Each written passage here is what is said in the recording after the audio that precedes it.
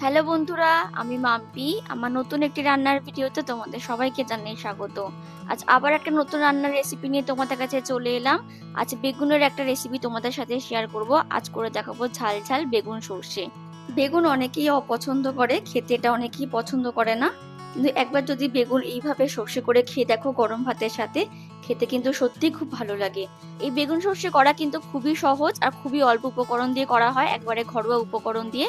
আর এটা কিন্তু গরম ভাতের সাথে খেতে খুবই ভালো লাগে। তাই তোমরা যারা এখনো বেগুন সর্ষে খাওনি তারা কিন্তু একবার এইভাবে খেয়ে দেখতে পারো। তাহলে চলো বন্ধুরা, আজকে এই রান্নাটা আমি কিভাবে করছি সেটা তোমাদের সাথে শেয়ার করে ফেলি। আজকে রান্নার জন্য যে উপকরণগুলো লাগছে চলো সেগুলো আগে তোমাদের দেখিয়ে দিই।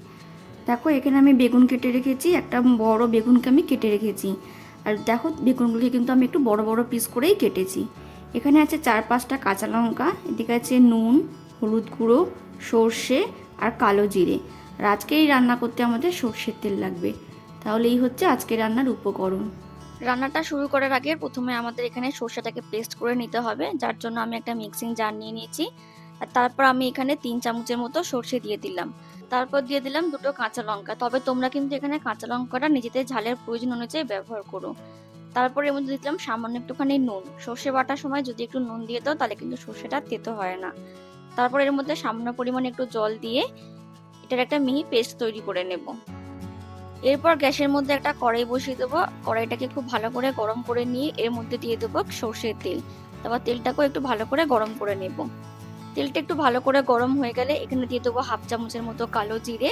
তারপর কয়েক সেকেন্ড নেড়ে চেড়ে কালো জিরেটাকে একটু ভেজে নেব। যে কোনো সর্ষের রেসিপিতে যদি সর্ষের তেল ব্যবহার করা হয় তাহলে কিন্তু রান্নার স্বাদটা অনেক মাত্রাতেই বেড়ে যায়। ফোড়নটা ভাজা হয়ে গেলে এবার তেলের মধ্যে দিয়ে দেবো কেটে রাখা বেগুনগুলো, আর তার সাথে দিয়ে দেবো স্বাদ মতো নুন, 1/2 চামচের মতো হলুদ গুঁড়ো। তারপর মিডিয়াম ফ্লেমে বেগুনগুলোকে একটু হালকা করে ভেজে নেব।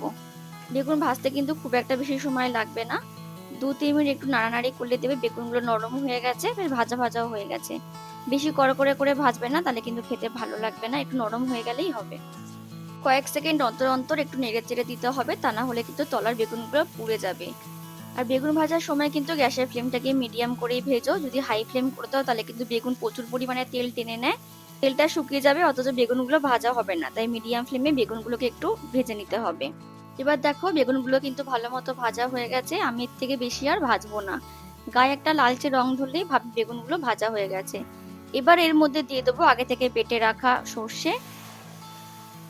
আর মিক্সিং জারের মধ্যে যেহেতু অনেকটা সর্ষে ছিল, তাই আমি তার মধ্যে সামান্য একটুখানি জল দিয়ে সেই জলটাও আমি এখানে দিয়ে দিলাম। তারপর সমস্তটা খুব ভালো করে বেগুনের সাথে মিশিয়ে নিতে হবে। বেগুনের সাথে সমস্ত সর্ষের পেস্টটা ভালো করে মেশানো হয়ে গেলে এবার আমি এর মধ্যে দিয়ে দেবো 2টো চেরা কাঁচা লঙ্কা। তারপর ঢাকা দিয়ে 2-3 মিনিটের জন্য ফুটিয়ে নেব। ফিরে এলাম 2 থেকে 3 মিনিট পর, আর দেখো সর্ষেটা কিন্তু অনেকটাই শুকিয়ে গেছে। এটা একটু গা মাখা মাখা খেতেই ভালো লাগে। তারপর ভালো করে একটু নাড়িয়ে চাড়িয়ে নেব। এখানে আমাদের বিশেষ কিছু করার নেই, এবার শুধু এখানে নুনটাকে একটু চেক করে নিতে হবে। যদি তোমাদের রান্নায় নুনের পরিমাণ কম লাগে তাহলে এখানে নুনটাকে অ্যাড করে দিয়ে ভালো করে মিশিয়ে নিও। আমার রান্নায় নুন ঠিকঠাকই ছিল, তাই আমি আর নুন দিলাম না। তারপর এটাকে আমি নামিয়ে নিয়ে গরম গরম ভাতের সাথে পরিবেশন করব। তাহলে বন্ধুরা, এই ছিল আমার আজকের বেগুন সর্ষের রেসিপি। তোমরা দেখে নিশ্চয়ই বুঝতে পারলে এটা বানানো কিন্তু একদমই সহজ, আর একেবারে ঘরোয়া উপকরণ দিয়ে কিন্তু এই রান্নাটা করে ফেলা যায়। তাই তোমরা কিন্তু ঝটপট এরকম বেগুন সর্ষে বানিয়ে ফেলো, আর গরম ভাতের সাথে একবার খেয়ে দেখো, তাহলে তোমরাও এই বেগুন সর্ষে পছন্দ করতে শুরু করে দেবে।